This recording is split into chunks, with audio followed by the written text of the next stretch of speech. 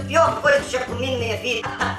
Agora a cozinha de vocês está equipada com produto firme, produto de excelente qualidade, tem uma batedeira proletária turbo, tem processador, não tem mais desculpa fazer comida ruim. Olá, amiguinhos do meu canal do YouTube. Vamos falar um pouco sobre o Pesadelo na Cozinha. É óbvio que eu ia acabar falando sobre esse programa em algum momento do meu canal, né? Afinal de contas, trabalho com isso.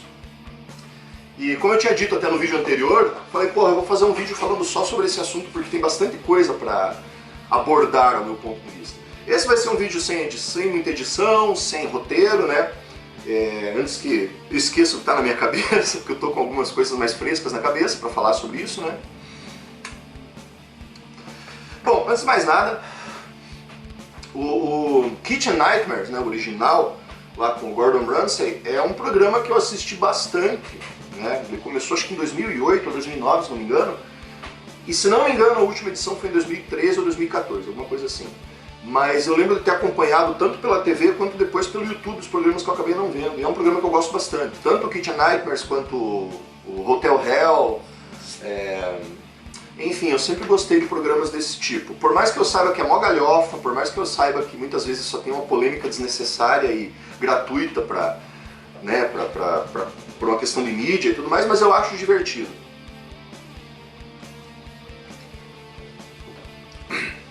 A edição anterior do Pesadelo na Cozinha, aqui no Brasil, né, com o Jacan, eu também assisti, me diverti bastante vendo, por sinal, mas essa temporada de agora, ela tá muito engraçada. Ela tá muito mais divertida, tá muito mais apelativa também, diga-se de passagem, mas tá divertido, cara. Pelo menos eu tenho me divertido muito vendo o programa.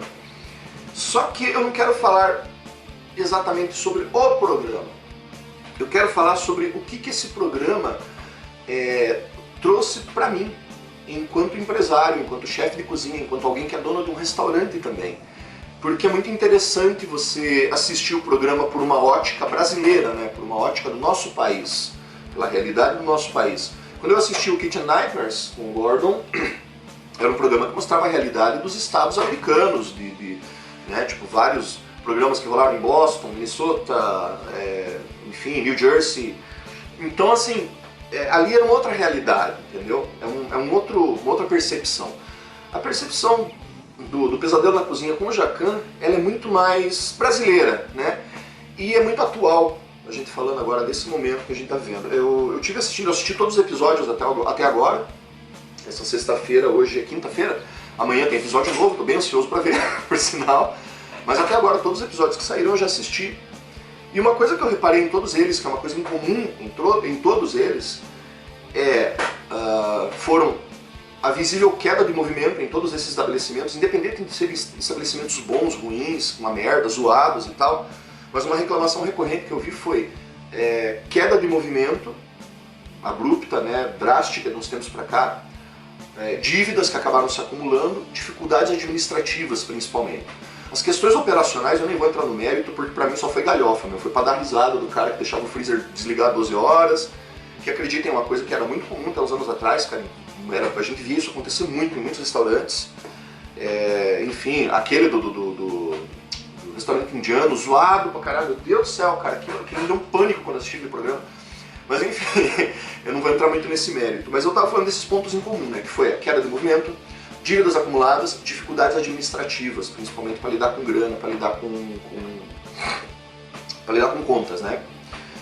Enfim, e aí a gente que tem restaurante, não tem como você não traçar um paralelo com o que você vê nesse programa, sabe? Não tem como você não comparar muito do que você vê no programa com o seu próprio estabelecimento.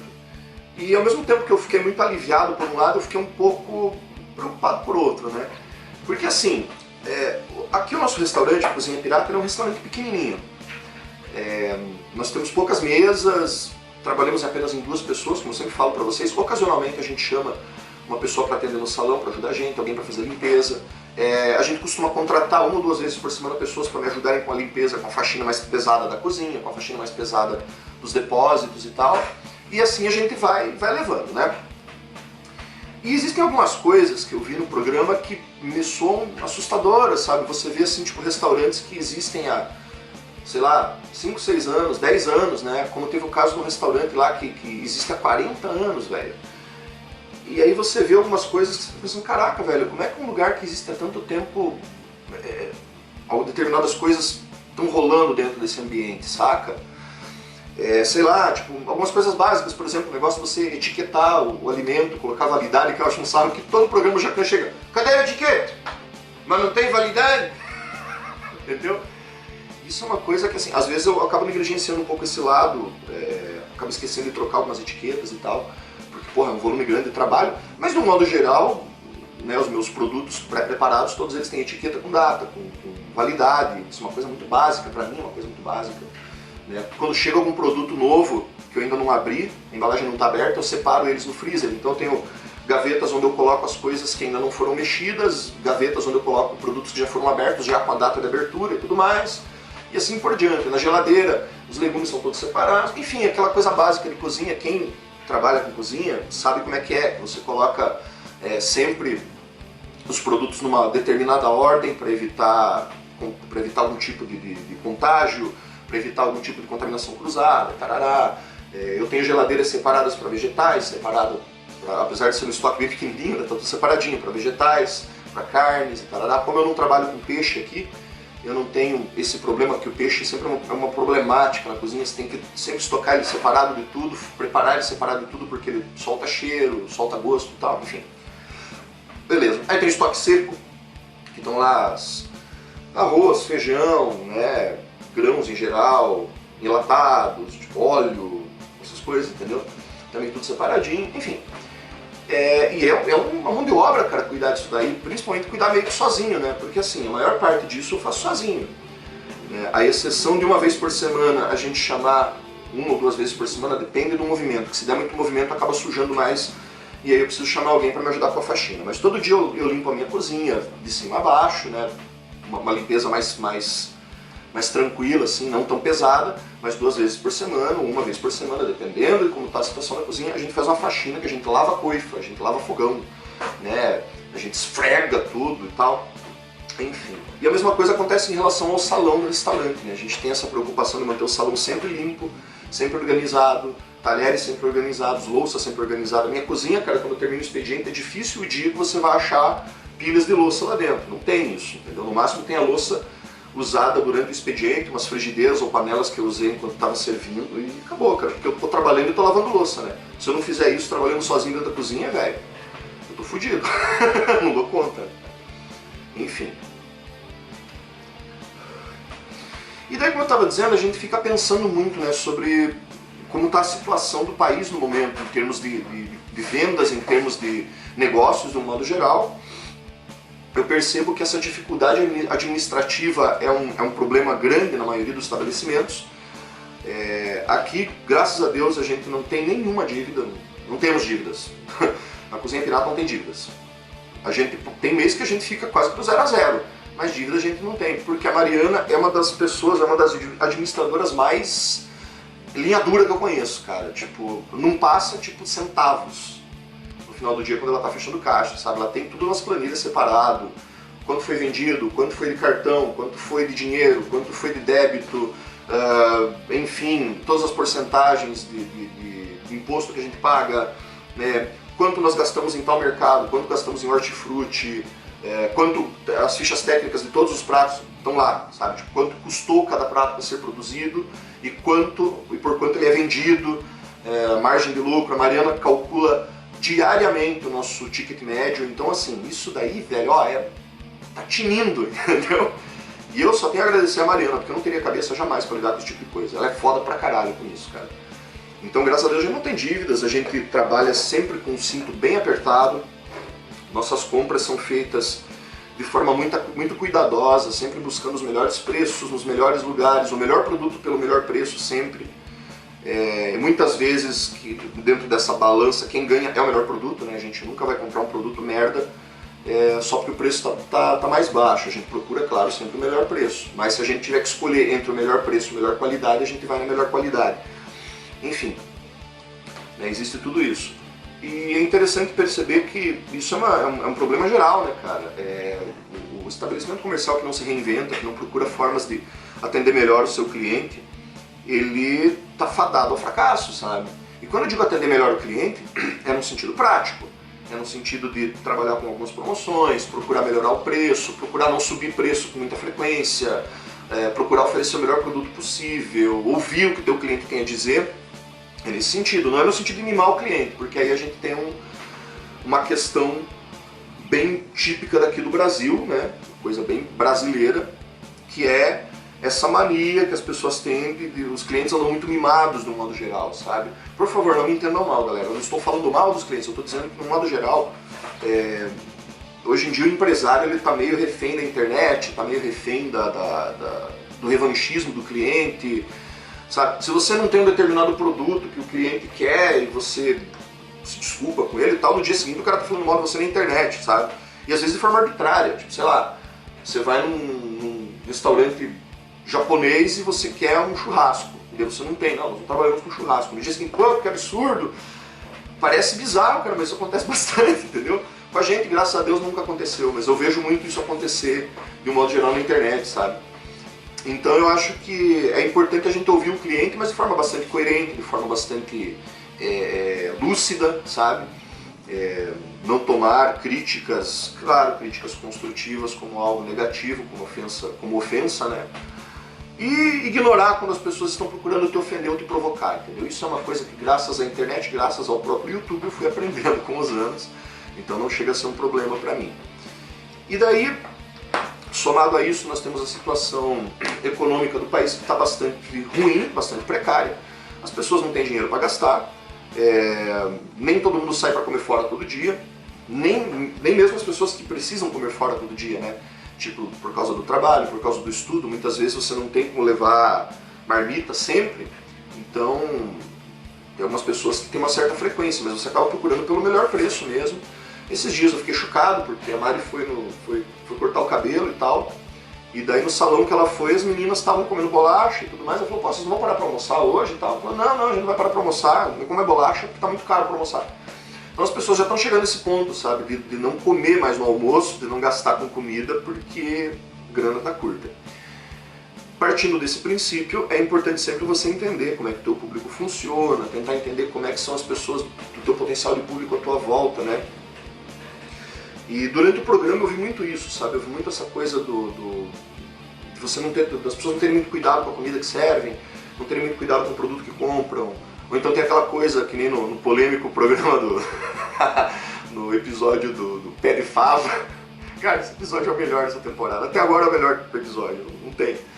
Mas que o cara, tipo, o camarada chegou lá com as caixas de costelinha, tá ligado? Porque tava na promoção. Só que o cara não tem onde enfiar aquele troço, cara. Você não tem espaço no teu estoque, entendeu? Isso é errado, cara, sabe? Ah, só que tá na promoção, você vai enfiar onde? Você tem na bunda? Tipo, não tem onde guardar, entendeu? Às vezes eu vou no mercado fazer compra, eu vejo um negócio na promoção, fico coçando pra comprar, eu falo, puta, mas eu não tenho onde estocar, velho, eu tenho que deixar pra lá, infelizmente, sabe? Mas a falta de cuidado foi uma coisa que me impressionou bastante, sabe, nos lugares. Porque não pensem vocês, tá?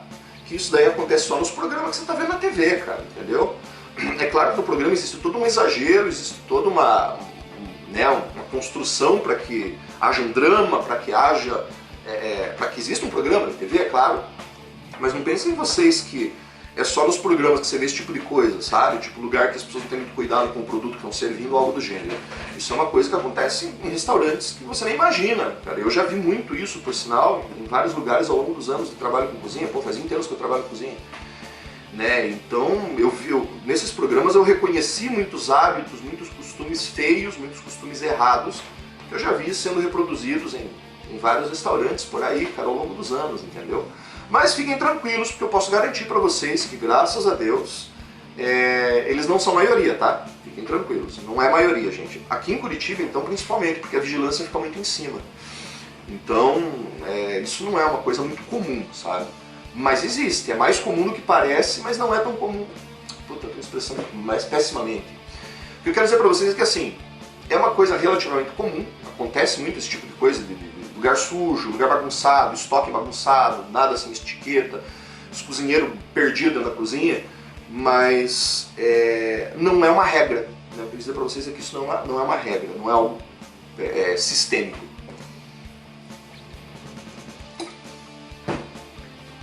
Só que, de um modo geral, eu penso que o cuidado com o produto, o cuidado com o que você oferece no teu restaurante, ele sempre tem que vir em primeiro lugar. Sabe? Em muitos lugares eu vou falar, não, porque quem vem em primeiro lugar é o cliente. Cara, o cliente vem, e o cliente ele é muito importante, mas o cliente e o produto estão aqui, ó. As duas coisas têm que andar juntas, entendeu?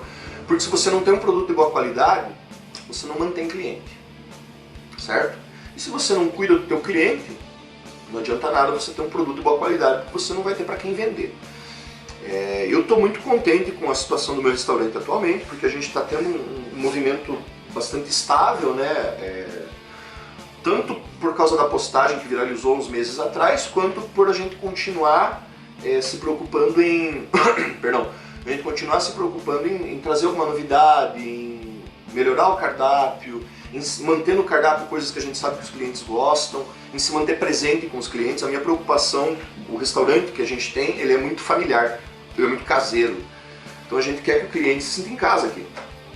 E a gente trata você, que é cliente, como amigo, como parte da nossa família, entendeu? Tipo, você vem trocar uma ideia com a gente tenta manter sempre esse vínculo mais aproximado, esse vínculo não tão formal, sabe? Para que vocês possam ter um diálogo com a gente. Então isso é bem importante para a Cozinha Pirata, de um modo geral. Enfim, eu acabo divagando e tem várias divagações nesse vídeo, vocês, sei lá, perdão, mas fazer o quê? É um vídeo sobre o qual eu queria divagar de fato, né? Falar um pouco sobre essas coisas. Então, assim, comparativamente falando, o que a gente vê nesses programas, ele está muito perto da realidade. Eu não acredito que tudo que o Jacan provou em todos os restaurantes estivesse tão péssimo quanto ele diz, porque às vezes a comida não é tão ruim. Sabe? Eu não acredito que você tenha que ser grosseiro com as pessoas, a menos que elas peçam, como foi o caso do sujeito do pé de fava, como foi o caso de algumas pessoas que apareceram ali, sendo extremamente grosseiras, extremamente estúpidas. Eu não acho que dá para resolver as coisas sempre no grito, apesar de ser necessário em alguns momentos. Mas aquilo que a gente vê ali está muito perto da realidade.